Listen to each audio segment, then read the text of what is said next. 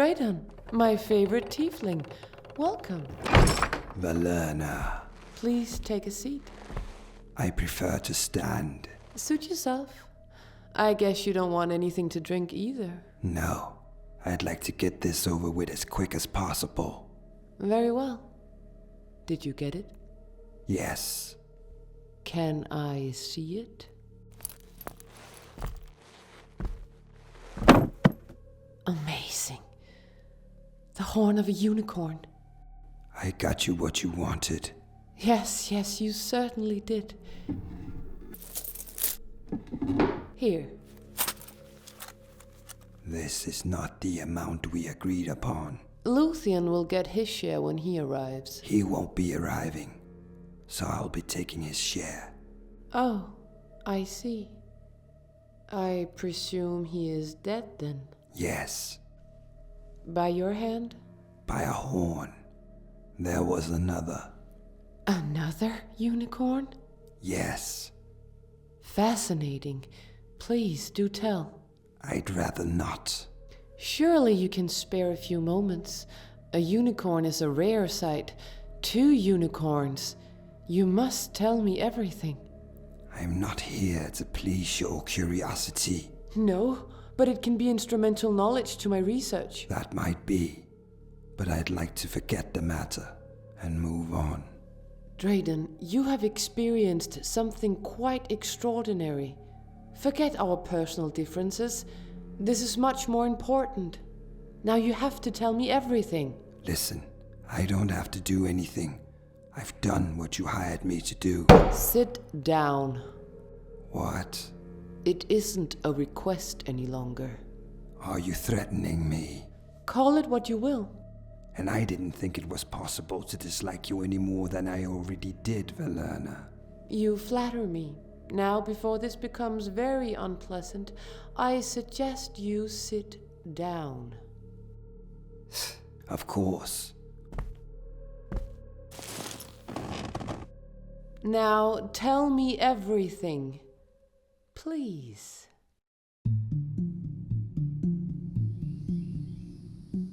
We had been waiting for hours, since midday, and I was starting to think that my contact in Illidir simply had taken my gold and provided me with false information.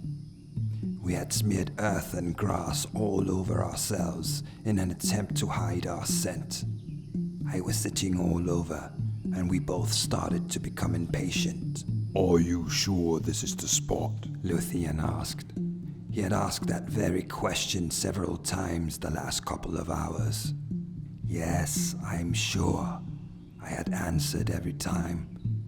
But I was starting to have my doubts as day turned to night.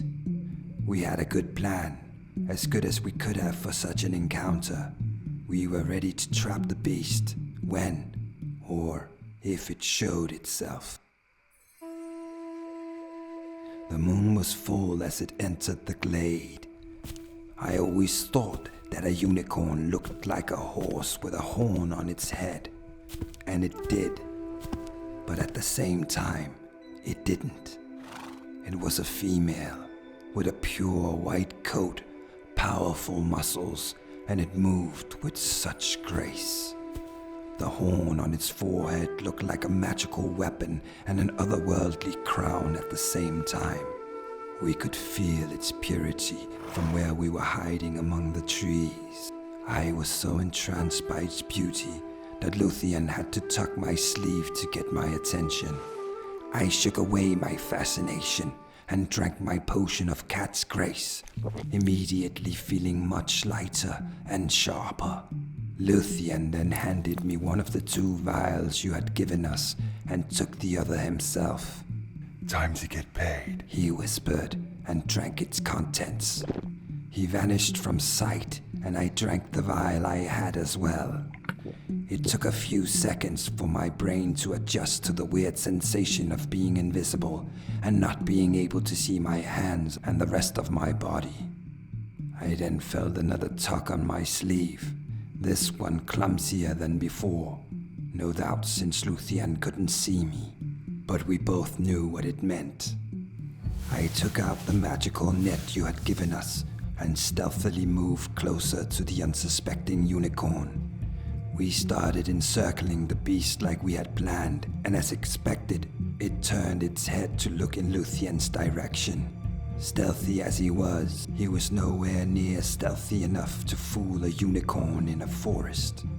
I, on the other hand, had the effects of the cat's grace potion and my magical boots as well. The unicorn turned around and seemed ready to attack, no doubt trying to pinpoint Luthien's position. Predictably so.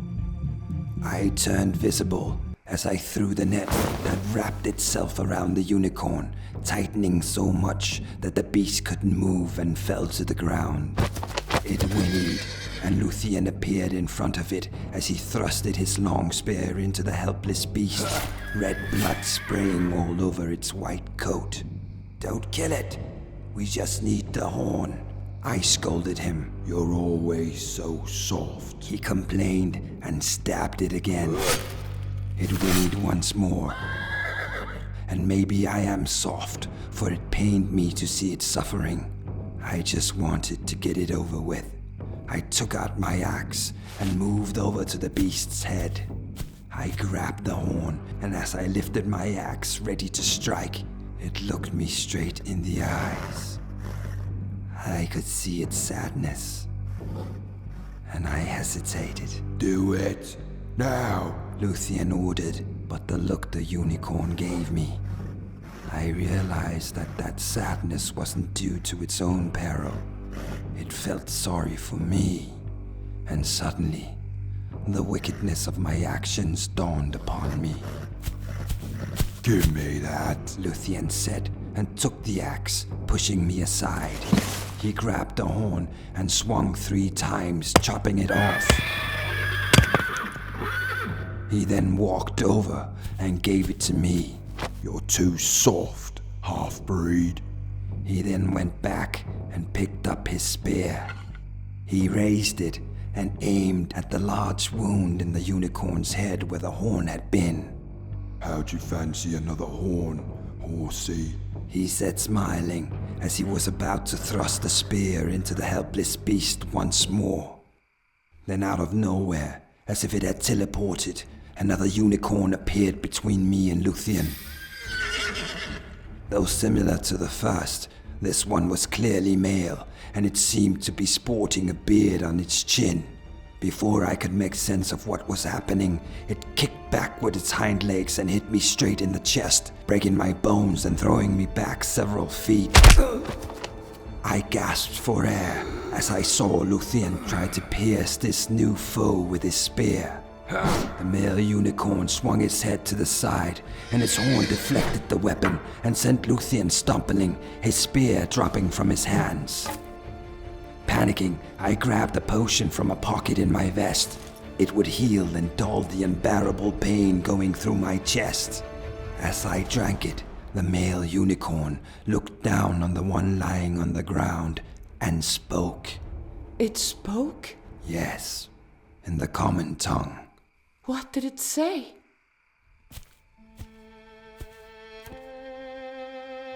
My daughter.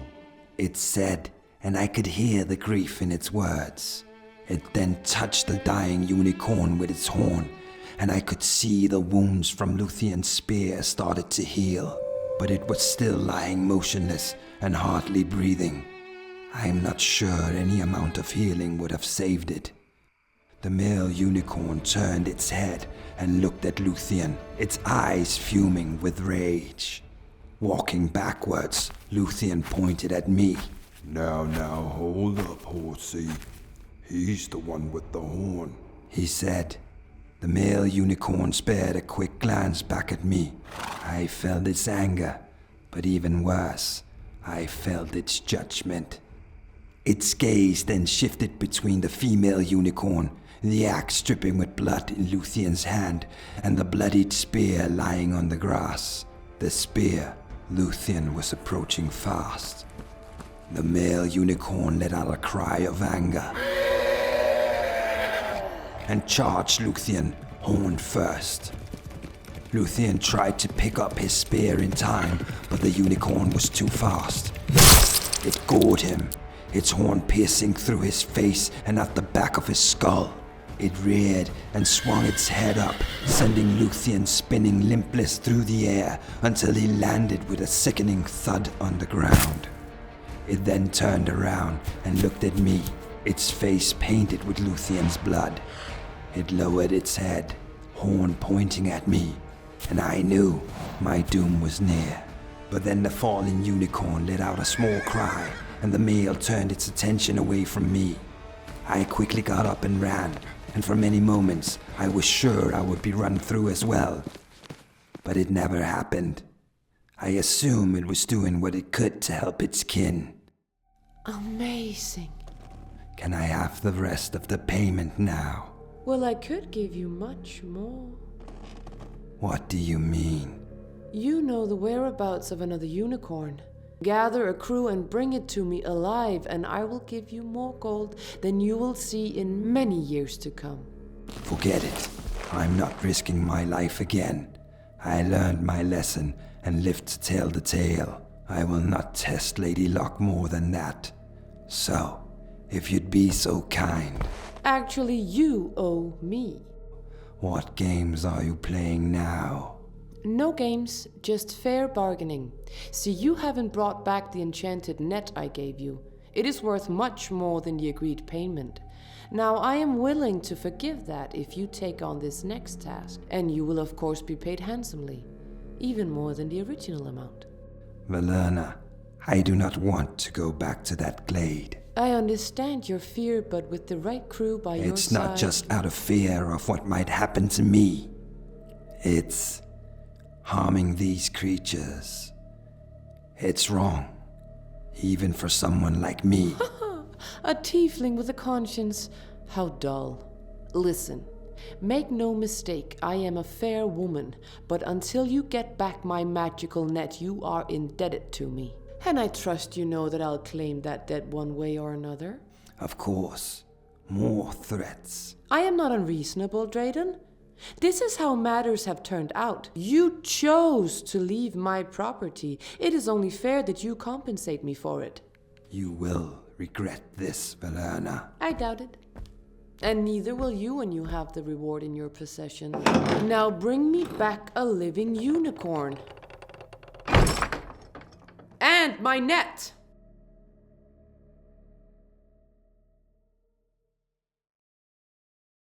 Greetings. Thank you for watching the Tower of Tomes. If you like the content, please consider subscribing, liking, and commenting. Also, please have a look at the Tower of Tomes Patreon page. There will be a link in the description. Thank you so much for watching. I hope you enjoyed it.